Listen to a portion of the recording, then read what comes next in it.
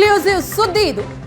ಜಾತಿಯ ಕಾರಣಕ್ಕೆ ನಮಗೂ ಗರ್ಭಗುಡಿ ಪ್ರವೇಶಕ್ಕೆ ಬಿಡಲಿಲ್ಲ ಅಂತ ಸಾಣೇಹಳ್ಳಿಯ ಕನಕಪೀಠದ ಶ್ರೀಗಳು ಬೇಸರವನ್ನ ವ್ಯಕ್ತಪಡಿಸಿದ್ದಾರೆ. ಬಾಗೂರು ಗ್ರಾಮದ ಚನ್ನಕೇಶವ ದೇಗುಲದಲ್ಲಿ ಗರ್ಭಗುಡಿಗೆ ಬಿಟ್ಟಿಲ್ವಂತೆ. ಸಾಣೇಹಳ್ಳಿಯಲ್ಲಿ ಕನಕಪೀಠದ ಈಶ್ವರಾನಂದಪುರಿ ಶ್ರೀ ಬೇಸರವನ್ನ ವ್ಯಕ್ತಪಡಿಸಿದ್ದಾರೆ. ಕನ್ನಡ ಸಾಹಿತ್ಯ ಸಮ್ಮೇಳನ, ಆ ಸಾಹಿತ್ಯ ಸಮ್ಮೇಳನದಲ್ಲಿ ಭಾಗಿಯಾದಂತಹ ಈಶ್ವರಾನಂದ ಶ್ರೀಗಳು ತಮ್ಮ ಬೇಸರವನ್ನ ವ್ಯಕ್ತಪಡಿಸಿರುವಂತದ್ದಿಗೆ ನಾವು ದೇಗುಲಕ್ಕೆ ಹೋಗಿದ್ವಿ, ಆ ಕಾರಣಕ್ಕೇನೆ ಅದನ್ನ ಸ್ವಚ್ಛ ಮಾಡಿದ್ರು. ನಾವು ದೇವಸ್ಥಾನಕ್ಕೆ ಹೋಗಿ ಬಂದ ನಂತರ ದೇವಸ್ಥಾನದ ಗರ್ಭಗುಡಿಯನ್ನ ಸ್ವಚ್ಛಗೊಳಿಸಿದ್ದಾರೆ. ಹಾಗಾದ್ರೆ ಕುರುಬರ ಸ್ವಾಮೀಜಿ ದೇವಸ್ಥಾನದ ಒಳಗಡೆ ಹೋಗಬಾರ್ದ? ಒಳಗಡೆ ಹೋದ್ರು ಅನ್ನುವಂತಹ ಕಾರಣಕ್ಕೇನೆ ಸ್ವಚ್ಛತೆಯನ್ನ ಮಾಡಿದ್ರ? ನಿಜಕ್ಕೂ ಕೂಡ ಇದು ಬೇಸರದ ಸಂಗತಿ. ನಾವು ಹೋಗಿದ್ದಕ್ಕಾಗಿ ದೇಗುಲ ಸ್ವಚ್ಛ ಆಯಿತು ಅಂತಲೂ ಕೂಡ ಮಾತನಾಡಿದಂತಹ ಸಂದರ್ಭದಲ್ಲಿ ವ್ಯಂಗ್ಯವಾಡ್ತಾರೆ. ಇನ್ನು ಮುಂದೆ ನಾನು ಚನ್ನಕೇಶವ ದೇಗುಲಕ್ಕೆ ಹೋಗೋದಿಲ್ಲ, ಮುಜರಾಯಿ ದೇಗುಲ ಅಂತ ಗೊತ್ತಿದ್ದಿದ್ರೆ ಪ್ರತಿಭಟನೆಯನ್ನ ಮಾಡ್ತಾ ಇದ್ವಿ. ಉಡುಪಿಯಲ್ಲಿ ಕನಕದಾಸರು ಯಾವ ರೀತಿ ಪ್ರತಿಭಟನೆಯನ್ನ ಮಾಡಿದ್ರೋ ಅದೇ ರೀತಿಯಲ್ಲಿ ಪ್ರತಿಭಟಿಸ್ತಾ ಇದ್ದೆವು. ಆಗ ನಮಗೆ ಮುಜರಾಯಿ ದೇಗುಲ ಅನ್ನೋದು ತಿಳಿದಿರಲಿಲ್ಲ. ವೈಕುಂಠ ಏಕಾದಶಿಯ ಸಂದರ್ಭ ಅದು. ಆಗ ದೇವರ ದರ್ಶನಕ್ಕೆ ಅಂತ ಹೋದಾಗ ನರಕಾನೇ ತೋರಿಸ್ಬಿಟ್ರು. ಪೂಜಾರಿ ಹೆಣ್ಣು ಮಕ್ಕಳನ್ನ ಒಳಗಡೆ ಬಿಟ್ರು. ನಾವು ಗರ್ಭಗುಡಿಯ ಮುಂದೆ ಒಂದು ಪ್ರಾಂಗಣ ಇತ್ತು, ಅಲ್ಲಿ ನಿಂತು ದೇವರ ದರ್ಶನ ಮಾಡ್ತಾ ಇದ್ವಿ. ನಮ್ಮ ಜೊತೆ ಇದ್ದಂತಹ ಹೆಣ್ಮಕ್ಳು ಅವರು ಗರ್ಭಗುಡಿಯ ಒಳಗಡೆ ಹೋದ್ರು, ಆದರೆ ನಮಗೆ ಮಾತ್ರ ಗರ್ಭಗುಡಿಯ ಒಳಗಡೆ ಹೋಗೋದಕ್ಕೆ ಅವಕಾಶ ಇರಲಿಲ್ಲ. ಮಠಾಧೀಶರಾದ ನಮಗೆ ಗರ್ಭಗುಡಿಯ ಒಳಗೆ ಬಿಡ್ಲಿಲ್ಲ ಅಂತ ಬೇಸರವನ್ನ ವ್ಯಕ್ತಪಡಿಸಿದ್ದಾರೆ. ಸಾಣೇಹಳ್ಳಿಯಲ್ಲಿ ಶ್ರೀಗಳು ಈ ಒಂದು ಬೇಸರವನ್ನ ವ್ಯಕ್ತಪಡಿಸಿರುವಂಥದ್ದು. ಪೂಜಾರಿ ಹೆಣ್ಮಕ್ಳಿಗೆಲ್ಲ ಗರ್ಭಗುಡಿಗೆ ಬಿಟ್ರು, ಆದರೆ ಮಠಾಧೀಶರಾದ ನಮಗ್ ಬಿಡ್ಲಿಲ್ಲ ಅಂತ ಬೇಸರವನ್ನ ವ್ಯಕ್ತಪಡಿಸಿದ್ದಾರೆ. ಬಾಗೂರು ಅಂತ ಇದೆ, ನಾನು ಆ ದೇವಸ್ಥಾನ ಒಳಗೆ ಹೋದೆ ಅಂತೇಳಿ ದೇವಸ್ಥಾನ ತೊಳೆದಾಕ್ಬಿಟ್ರು. ಚನ್ನಕೇಶವ ದೇವಸ್ಥಾನ ಅಂತಿದೆ, ನನಗೆ ಗೊತ್ತಿಲ್ಲ ಅದು ಮುಜರಾಯಿ ದೇವಸ್ಥಾನ. ನಾವು ಅವತ್ತು ಸ್ವಲ್ಪ ಗೊತ್ತಾಗಲಿಲ್ಲ ನನಗೆ ಇದು ಮುಜರಾಯಿ ದೇವಸ್ಥಾನ. ಅವತ್ತೇ ನಾನು ಇಲ್ಲಿ ಯಾವಾಗ ಕನಕದಾಸರು ಪ್ರತಿಭಟನೆ ಮಾಡಿದ್ರಲ್ಲ ಉಡುಪಿಯಲ್ಲಿ, ಹಂಗೆ ನಾವು ಪ್ರತಿಭಟನೆ ಮಾಡಿಬಿಡ್ತಿದ್ವಿ, ನಮ್ಗೆ ಗೊತ್ತಾಗಲಿಲ್ಲ. ಆಮೇಲೆ ನಾನು ಮಠಕ್ಕೆ ಹೋದ್ಮೇಲೆ ಇಡೀ ದೇವಸ್ಥಾನ ತೊಳೆದ್ರಂತೆ. ಕುರುಬರು ಸ್ವಾಮಿಗಳು ಒಳಗೆ ಬಂದರು ಅಂತ ತೊಳೆದದ್ದು. ಗರ್ಭಗುಡಿ ಹೊರಗಡೆ ಇನ್ನೊಂದು ಪ್ರಾಂಗಣ ಇದೆ, ಅಲ್ಲಿ ನಾವೆಲ್ಲ ನಿಂತ್ಕೊಂಡಿದ್ವಿ. ನಮ್ಮನ್ನು ಮತ್ತೆ ಯಾರು ಒಳಗೆ ಬಿಡಲಿಲ್ಲ. ಅವರು ವೈಕುಂಠ ಏಕಾದಶಿ ದಿವಸ ಹೌದು ನರಕನ ತೋರಿಸ್ಬಿಟ್ರು ಅವರು ಪೂಜಾರಿಗಳು. ಎಷ್ಟು ಇದನ್ನು ಮಾಡಿದ್ರು ಅಂತ ಹೇಳಿದ್ರೆ, ಹೆಣ್ಮಕ್ಳೆಲ್ಲ ಒಳಗೋಗ್ಬಿಟ್ವು.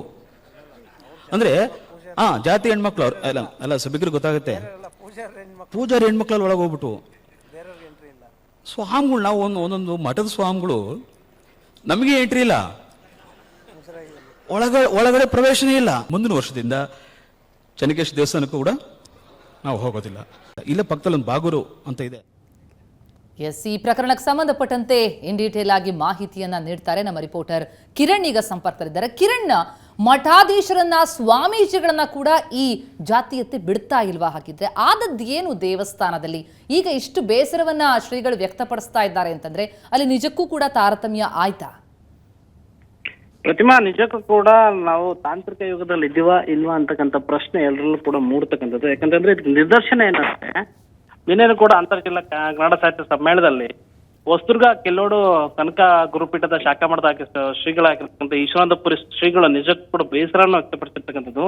ಹೊಸದುರ್ಗ ತಾಲೂಕಿನ ಬಾಗೂರಿನಲ್ಲಿರ್ತಕ್ಕಂಥ ಚನ್ನಕೇಶವ ದೇವಸ್ಥಾನಕ್ಕೆ ಕಳೆದ ಒಂದು ತಿಂಗಳ ಹಿಂದೆ ನಡೆದಂತಹ ಏಕಾದಶಿ ಸಂದರ್ಭದಲ್ಲಿ ಶ್ರೀಗಳು ಹೋಗಿರ್ತಾರೆ. ಶ್ರೀಗಳ ಜೊತೆ ಭಗೀರಥ ಪೀಠದ ಪುರುಷೋತ್ತಮ ಶ್ರೀಗಳು ಇರ್ತಾರೆ, ಹಾಗೂ ಕುಂಚಿಟಿಗ ಗುರುಪೀಠದ ಶಾಂತಿವೀರ ಸ್ವಾಮೀಜಿಗಳು ಇರ್ತಾರೆ. ಮೂವರು ಕೂಡ ಸಂದರ್ಭದಲ್ಲಿ ಇವ್ರನ್ನ ಗರ್ಭಗುಡಿ ಒಳಗೆ ಪ್ರವೇಶಕ್ಕೆ ಹಿಂದೇಟ್ ಆಗ್ತಾ ಅವ್ರಿಗೆ ಒಂದ್ ರೀತಿ ಜಾತಿ ಪದ್ಧತಿಯನ್ನ ತೋರಿಸಿರ್ತಕ್ಕಂಥದ್ದು, ಯಾರನ್ನು ಕೂಡ ಒಳಗಡೆ ಬಿಟ್ಟಿಲ್ಲ. ಆ ಸಂದರ್ಭದಲ್ಲಿ ನಿಜಕ್ಕೂ ಕೂಡ ಬೇರೆ ಆ ಜಾತಿಯ ಹೆಣ್ಮಕ್ಳು, ಪೂಜಾರಿ ಹೆಣ್ಮಕ್ಳನ್ನ ಮಾತ್ರ ಬಿಟ್ಟಿರ್ತಕ್ಕಂಥದ್ದು. ಅಂದೇ ನನಗೆ ಏಕಾದಶಿ ದಿನದಿಂದ ನರಕ ತೋರಿಸಿದ್ರು ಅಂತಕ್ಕಂಥ ಬೇಸರದ ಮಾತನ್ನ ನಿನ್ನೆ ಸಾಣೇಹಳ್ಳಿಯಲ್ಲಿ ನಡೆದಂತ ಕಾರ್ಯಕ್ರಮದಲ್ಲಿ ಶ್ರೀಗಳು ಹೇಳಿರ್ತಕ್ಕಂಥದ್ದು. ನಿಜಕ್ಕೂ ಕೂಡ ಮುಜರಾಯಿ ದೇವಸ್ಥಾನ ಅಂತ ಅವತ್ತೇ ಗೊತ್ತಾಗಿದ್ರೆ ನಾನು ಅಲ್ಲೇ ಪ್ರತಿಭಟಿಸ್ತಾ ಇದ್ದೆ ಅಂತಕ್ಕಂಥ ಮಾತನ್ನು ಕೂಡ ಹೇಳಿದ್ದಾರೆ. ಈ ಒಂದು ಇದನ್ನ ನೋಡಿದಾಗ ಜನರು ಯಾವ ರೀತಿ ಜನಸಾಮಾನ್ಯರಿಗೆ ಒಂದ್ ಕಡೆ ಆದ್ರೆ ಇದು ಲೋಕ ಕಲ್ಯಾಣಕ್ಕಾಗಿ ಸೇವೆ ಮಾಡ್ತಕ್ಕಂಥ ಶ್ರೀಗಳಿಗೆ ಈ ರೀತಿಯ ಒಂದು ಜಾತಿ ವ್ಯವಸ್ಥೆ ಅನುಭವ ಆಗಿರ್ತಕ್ಕಂಥದ್ದು ತುಂಬಾ ನೋವಿನ ಸಂಗತಿ ಅಂತ ಹೇಳ್ಬೋದಾಗಿದೆ. ಈ ಹಿಂದೆನೂ ಕೂಡ ಸುಮಾರು 10 ವರ್ಷಗಳ ಹಿಂದೆನೂ ಕೂಡ ಅದೇ ದೇವಸ್ಥಾನಕ್ಕೆ ಶ್ರೀಗಳು ಹೋದಂತ ಸಂದರ್ಭದಲ್ಲೂ ಕೂಡ ನೇರವಾಗಿ ಗರ್ಭಗುಡಿ ಪ್ರವೇಶ ಮಾಡಿದ ಸಂದರ್ಭದಲ್ಲೂ ಕೂಡ ಆಗ ಕೂಡ ಏನು ಮಾತಾಡಿರಲಿಲ್ಲ. ನಂತರ ಅವರು ವಾಪಸ್ ತೆರಳಿದಾಗ ಆ ಒಂದು ದೇವಸ್ಥಾನವನ್ನು ಶುಚಿಗೊಳಿಸಿದ್ರು ಅಂತಕ್ಕಂಥ ಒಂದು ಮಾತನ್ನು ಕೂಡ ಭಕ್ತರು ಶ್ರೀಗಳ ಗಮನಕ್ಕೆ ತರ್ತಾರೆ. ಶ್ರೀಗಳು ಕೂಡ ಎಲ್ಲ ಒಂದ್ ಕಡೆ ಬೇಸರದಿಂದ ಹೋಗ್ಲಿ ಬಿಡಿ, ಬಹಳ ದಿನಗಳ ನಂತರ ದೇವಸ್ಥಾನ ತೊಳೆದಿರ್ಲಿಲ್ವೇನೋ, ತೊಳೆದಿದ್ದಾರೆ ಹೋಗ್ಲಿ ಬಿಡಿ ಅಂತಕ್ಕಂಥ ಅಲ್ಲಿಗೆ ಸುಮ್ಮನಾಗಿರ್ತಾರೆ. ಯಾಕಂತಂದ್ರೆ ಮುಂದುವರ್ಸದಾಗಿದ್ರೆ ಈ ಒಂದು ಜಾತಿ ವ್ಯವಸ್ಥೆ ವಿರುದ್ಧ ಹೋರಾಡದ ಇದ್ರೆ ಶ್ರೀಗಳು ಅಂದೇ ಹೋರಾಟ ಮಾಡ್ತಾ ಇದ್ರು. ಜನರು ಬದಲಾಗಬೇಕು ಅನ್ನೋ ದೃಷ್ಟಿಕೋನದಿಂದ ಸೈಲೆಂಟ್ ಆಗಿದ್ರೆ ಒಂದು ಮನೆಯನ್ನು ಕೂಡ ವಿವಾದ ಮಾಡಬಾರ್ದು. ಯಾಕಂದ್ರೆ ಏಕಾದಶಿ ಸಂದರ್ಭದಲ್ಲಿ ಸಾಕಷ್ಟು ಭಕ್ತರು ಬಂದಿರ್ತಾರೆ, ಯಾವ್ದೇ ರೀತಿ ಸಮಸ್ಯೆ ಆಗ್ಬಾರ್ದು ಅನ್ನೋ ದೃಷ್ಟಿಯಿಂದ ವಾಪಸ್ ಬಂದಿದ್ದಾರೆ. ಇದನ್ನೆಲ್ಲ ನೋಡಿದಾಗ ನಿನ್ನೆ ಒಂದು ವೇದಿಕೆಯಲ್ಲಿ ಏನು ಸಾಣೇಹಳ್ಳಿಯಲ್ಲಿ ನಡೆದಂತಹ ಒಂದು ಕನ್ನಡ ಅಂತರ ಜಿಲ್ಲಾ ಕನ್ನಡ ಸಾಹಿತ್ಯ ಸಮ್ಮೇಳನದಲ್ಲಿ ತುಂಬಾ ಬೇಸರವನ್ನು ವ್ಯಕ್ತಪಡಿಸಿದ್ದಾರೆ. ಜಾತಿ ವ್ಯವಸ್ಥೆ ಇಂದಿನ ಕಾಲದಲ್ಲಿ ಕೂಡ ಇದೆ ಅಂತಕ್ಕಂಥದ್ದು ನೋವಿನ ಸಂಗತಿ. ಇನ್ನ ಬದಲಾಗಬೇಕು ಅಂತಕ್ಕಂಥದ್ದು ಸ್ವಾಮೀಜಿ ಮಾತಾಗಿರ್ತಕ್ಕಂಥದ್ದು. ಪ್ರತಿಮಾ, ಥ್ಯಾಂಕ್ ಯು ಕಿರಣ್ ತಮ್ಮೆಲ್ಲ ಮಾಹಿತಿಗೆ. ಪಕ್ಕದಲ್ಲಿ ಒಂದು ಬಾಗೂರು ಅಂತ ಇದೆ. ನಾನು ಆ ದೇವಸ್ಥಾನ ಒಳಗೆ ಹೋದೆ ಅಂತೇಳಿ ದೇವಸ್ಥಾನ ತೊಳೆದಾಕ್ಬಿಟ್ರು. ಚೆನ್ನಕೇಶ್ವರ ದೇವಸ್ಥಾನ ಅಂತಿದೆ.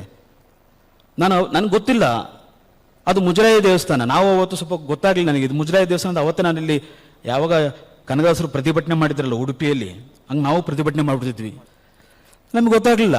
ಆಮೇಲೆ ನಾನು ಮಠಕ್ಕೆ ಹೋದ್ಮೇಲೆ ಇಡೀ ದೇವಸ್ಥಾನ ತೊಳೆದ್ರಂತೆ. ಕುರುಬರು ಸ್ವಾಮಿಗಳು ಒಳಗೆ ಬಂದರು ಅಂತ ತೊಳೆದಿರೋದು. ಗರ್ಭಗುಡಿ ಹೊರಗಡೆ ಇನ್ನೊಂದು ಪ್ರಾಂಗಣ ಇದೆ, ಅಲ್ಲಿ ನಾವೆಲ್ಲ ನಿಂತ್ಕೊಂಡಿದ್ವಿ. ನಮ್ಮನ್ನು ಮಾತ್ರ ಯಾರು ಒಳಗೆ ಬಿಡಲಿಲ್ಲ. ಅವರು ವೈಕುಂಠ ಏಕಾದಶಿ ದಿವಸ ಅವತ್ತು ನರಕನ ತೋರಿಸ್ಬಿಟ್ರು ಅವರು ಪೂಜಾರಿಗಳು. ಎಷ್ಟು ಇದನ್ನ ಮಾಡಿದ್ರು ಅಂತ ಹೇಳಿದ್ರೆ, ಹೆಣ್ಮಕ್ಳೆಲ್ಲ ಒಳಗೋಗ್ಬಿಟ್ವು. ಅಂದ್ರೆ ಜಾತಿ ಹೆಣ್ಮಕ್ಳು ಅವ್ರು ಅಲ್ಲ ಸಭಿಕರಿಗೆ ಗೊತ್ತಾಗುತ್ತೆ. ಪೂಜಾರಿ ಹೆಣ್ಮಕ್ಳಲ್ಲಿ ಒಳಗೋಗ್ಬಿಟ್ವು. ಸ್ವಾಮಿಗಳು ನಾವು ಒಂದೊಂದು ಮಠದ ಸ್ವಾಮಿಗಳು ನಮಗೆ ಎಂಟ್ರಿ ಇಲ್ಲ, ಒಳಗಡೆ ಪ್ರವೇಶನೇ ಇಲ್ಲ. ಮುಂದಿನ ವರ್ಷದಿಂದ ಚೆನ್ನಕೇಶ್ವರ ದೇವಸ್ಥಾನಕ್ಕೂ ಕೂಡ ನಾವು ಹೋಗೋದಿಲ್ಲ. ಎಸ್, ಇವತ್ತಿಗೂ ಕೂಡ ಇಂತಹ ಜಾತಿ ಪದ್ಧತಿಗಳು ಇದೆಯಾ? ಹಾಗಿದ್ರೆ ಸ್ವಾಮೀಜಿಗಳಿಗೆ ಹೀಗಾಗುತ್ತೆ ಅಂತಂದ್ರೆ ಹೇಗೆ ಅಂತ ಪ್ರಶ್ನೆ ಮೂಡುತ್ತೆ. ಆದ್ರೆ ಮುಜರಾಯಿ ಪರಿಸ್ಥಿತಿ ಏನು ಅನ್ನುವಂಥದ್ದು ಕೂಡ ನಿಜ. ಮುಜರಾಯಿ ದೇವಸ್ಥಾನ ಆಗಿತ್ತು, ಹಾಗಾಗಿ ವಿರೋಧಿಸದೆ ಗೊತ್ತಿದ್ರೆ ಅನ್ನುವಂಥ ಮಾತನ್ನ ಕೂಡ ಹೇಳ್ತಿದ್ದಾರೆ.